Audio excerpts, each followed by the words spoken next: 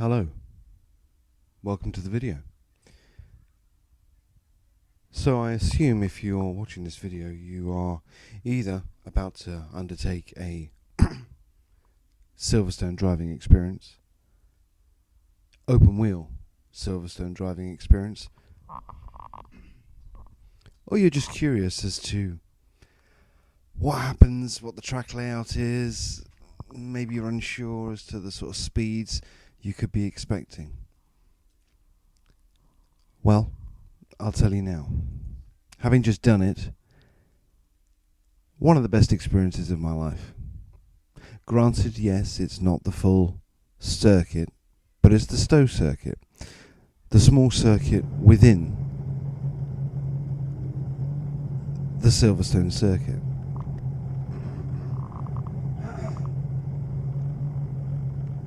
As you can see, I was pretty excited. At this point in the video, we're about to head out and start doing some laps.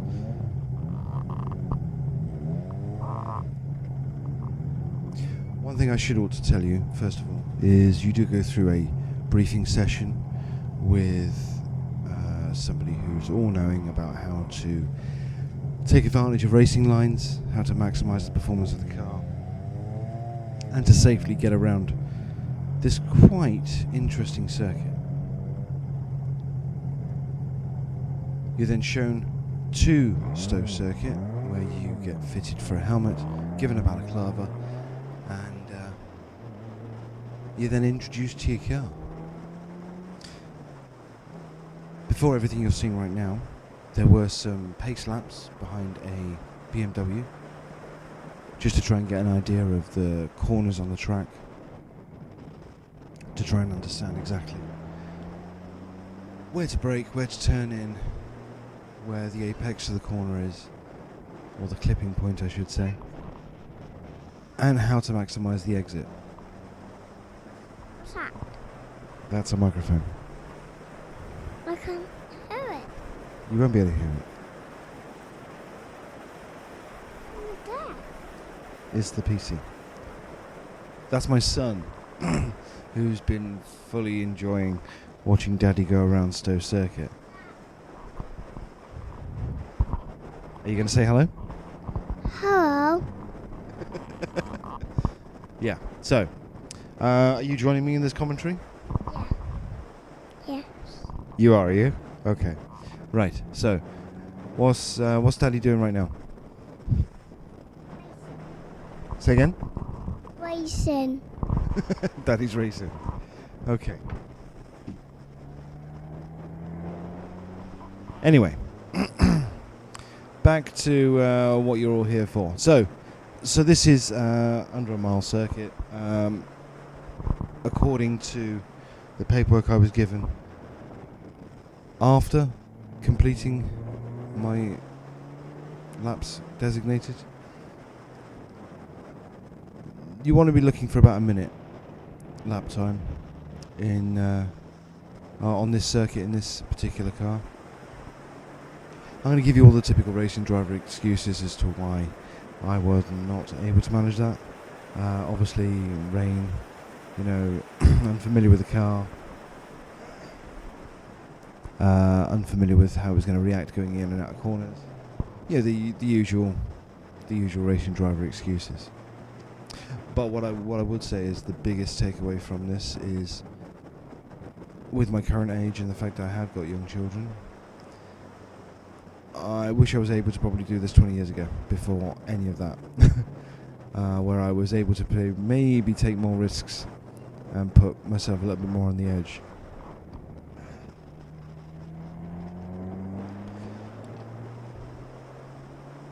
I was able to get some pretty decent speed on the straights.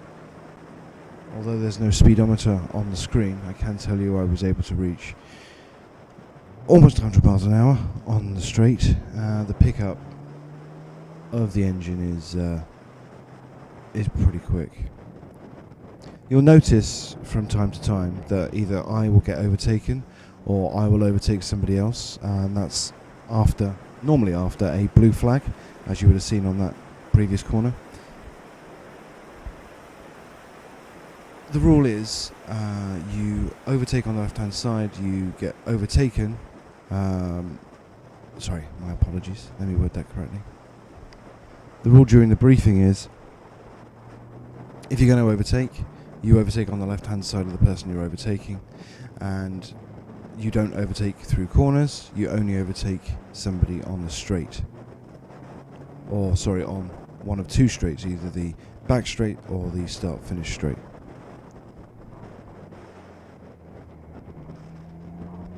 It's not a race of any kind. Basically, the whole idea is to get the experience under your belt and try and put in some pretty decent lap times. And to try and be consistent. Consistent with your braking, with your turning in point, with hitting the apex, or not, as the case may be. And with trying to obviously maximise your speed coming out of the corners. One thing you will notice as well is there's a lot, and I mean a lot, of cones on the ground. There's cones to give you the clipping point. There's cones to give you where you want to turn in. Obviously under normal circumstances they're not there, but obviously for learners or for people who haven't used or driven a single-seater before, this is almost invaluable.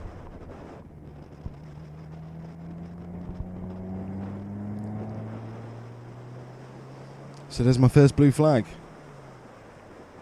I pull over to the right-hand side, let the faster car go through, and I just sit behind him now just to see what he does in order to try and see if I can understand what he does and try and put that into plan.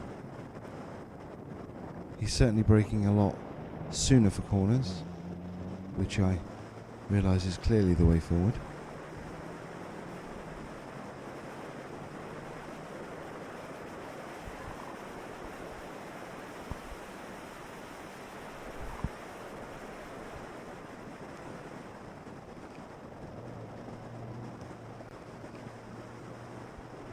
Either way, I'm going to stop waffling now and let you guys enjoy the sound of the engine.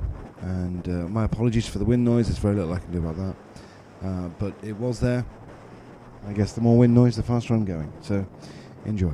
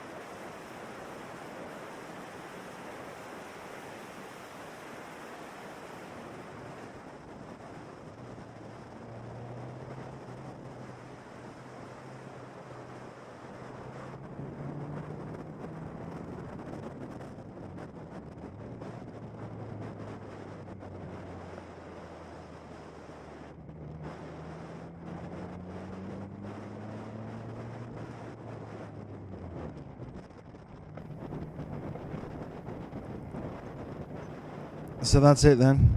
That is the final lap.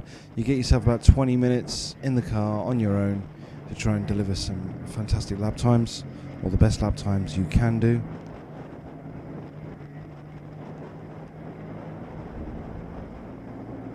Everyone heads back to the pits, jumps out of the car, and you get a very quick debrief. You get handed your lap times on a sheet of paper, and yeah, that is it. All round, fantastic day. When I was there, I was able to take in some actual Silverstone track action. I was able to catch some historic F2, F3 racing, along with, I want to say, Can-Am cars as well. So if you get the opportunity to maybe even do this on a Formula One weekend, I certainly would do, because it will probably be one of the cheapest ways to be able to watch the Formula One Grand Prix if you're that way inclined. But yeah, all in all, fantastic experience. Would I do it again? 100%. 100%.